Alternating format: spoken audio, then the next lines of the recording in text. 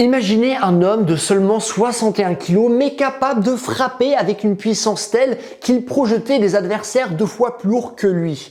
Cet homme, c'est Bruce Lee. Son corps n'était pas seulement esthétique, à mon sens, il était une véritable arme redoutable, le résultat d'une philosophie, d'une méthode et d'une discipline hors du commun. Et aujourd'hui, je vais vous révéler entre guillemets le secret de Bruce Lee pour construire un corps puissant.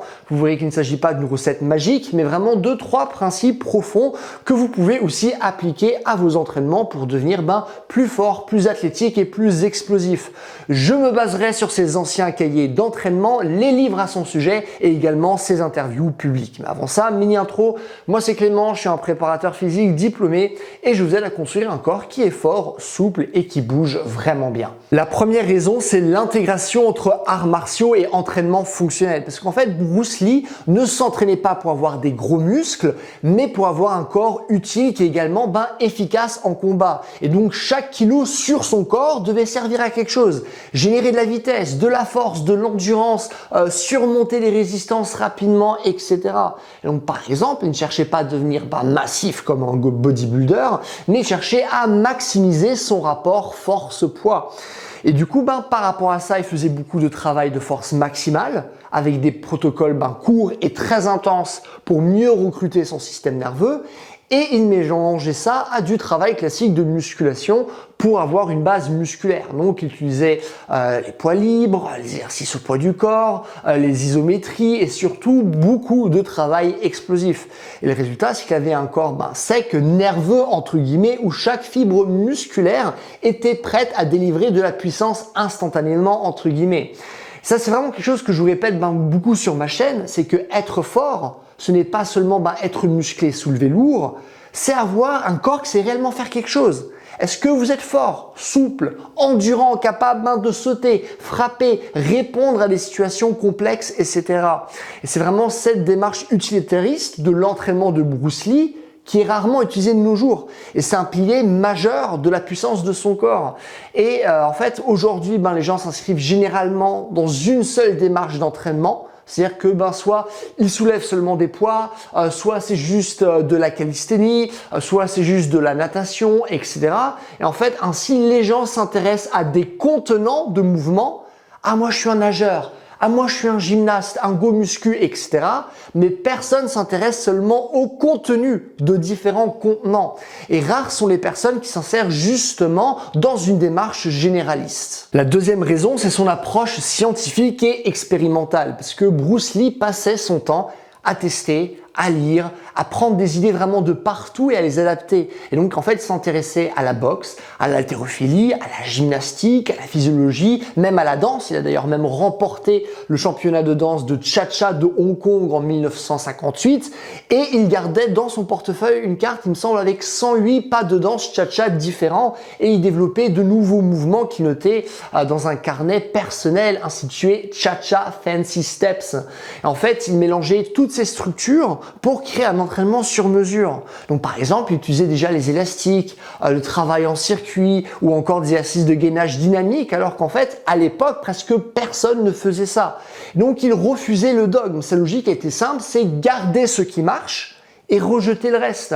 Et c'est exactement ce que vous devez faire aussi. Ne pas s'attacher à une méthode parce que elle est à la mode entre guillemets, mais observer ce qui produit de vrais résultats sur votre corps et sur votre performance.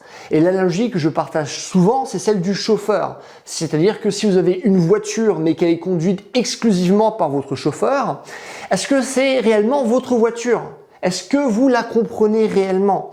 Et c'est exactement la même chose avec votre corps. Si vous ne faites que appliquer des entraînements sans jamais réellement faire de vrais tests pour découvrir ce qui fonctionne pour vous, est-ce que vous connaissez réellement votre corps? On pourrait dire que non. Et je vous assure que sans démarche expérimentale, vous ne développerez jamais votre potentiel athlétique maximal. C'est vraiment quand la dernière fois vous avez essayé un nouvel entraînement ou vous avez simplement testé une nouvelle méthode. Quand est la dernière fois où vous êtes inspiré d'autres sports? Parce que par exemple, analyser le ballet peut vous aider à développer des chevilles d'acier. Ou s'inspirer des grimpeurs peut vous permettre d'avoir une vraie force de tirage qui ne va pas se limiter, imaginons, juste à des tractions. Mais pour voir ces possibilités, déjà il faut être ouvert d'esprit, hein, mais surtout il faut s'insérer dans un vrai curriculum d'apprentissage où vous testez des choses pour savoir ce qui fonctionne réellement pour vous, pas pour les autres, pour vous. La troisième raison, c'est son unité corps-esprit, parce que Bruce Lee répétait que le corps est une extension de l'esprit et il ne séparait pas entraînement physique et entraînement mental. Il pratiquait la méditation, des exercices de respiration et vraiment il cultivait sa concentration. Quand il frappait, il ne mettait pas seulement ses muscles dans le coup, il mettait vraiment tout son esprit. C'est pour ça que sa puissance semblait disproportionnée entre guillemets par rapport à son gabarit. Cette connexion entre intention et action est quelque chose que peu de pratiquants développent, mais qui peut faire toute la différence. Et je sais que lorsque je parle de ça, on pourrait dire ah ouais mais là tu parles d'un truc mystique, c'est du wou-wou, mais c'est faux parce qu'en fait l'intention dirige vraiment l'aspect technique d'un mouvement, littéralement. Par exemple, quand vous pratiquez un art martial de percussion, imaginons comme la boxe thaï, on vous dit souvent de pas seulement frapper l'adversaire, mais vraiment d'avoir l'intention de le transpercer. Et puisqu'on s'organise toujours en rapport à une intention, on a tendance à élancer davantage notre corps, peut-être à mieux tourner le bassin, ce qui nous permet vraiment de frapper plus fort. Et c'est dû en fait de guider quelqu'un techniquement en lui donnant vraiment plein de critères à suivre s'il ne comprend pas pleinement leur utilité. Alors que si on partage l'intention avec cette même personne, son corps s'organisera automatiquement de manière efficace sans qu'elle ait besoin de se dire « Ah tiens, est-ce que là mon bras il est bien placé ? Mon bassin aussi, est-ce que ça marche ?» Alors que non, hop, on dit essaie de transpercer ton adversaire et directement, instinctivement, la personne arrive à mieux s'organiser. Voici ce que disait Bruce Lee dans une vidéo. When there is an opportunity, I do not hit. It hits all by itself. En fait, ici, il fait référence à un alignement clair donc entre le corps, l'esprit et l'intention. Et il n'est plus Bruce Lee quand il frappe, entre guillemets, il est l'intention. Et c'est pourquoi, en fait, la logique interne qui traverse vos entraînements est vraiment tout aussi importante que vos entraînements en tant que tels. Et en fait, cependant, peu de personnes savent pourquoi ils font ce qu'ils font, parce que leur entraînement est stérile et souvent dénué de toute philosophie. C'est juste une histoire de répétition sans conscience de différents gestes. On accumule des répétitions, des kilomètres, etc. C'est quelque chose qui, à mon sens, doit beaucoup changer notre société de manière à ce qu'on puisse mieux incarner notre corps plutôt que de l'utiliser comme une vulgaire machine. Et j'en parle davantage dans cette vidéo que j'ai tournée en voyage où j'explique exactement comment les humains devraient bouger.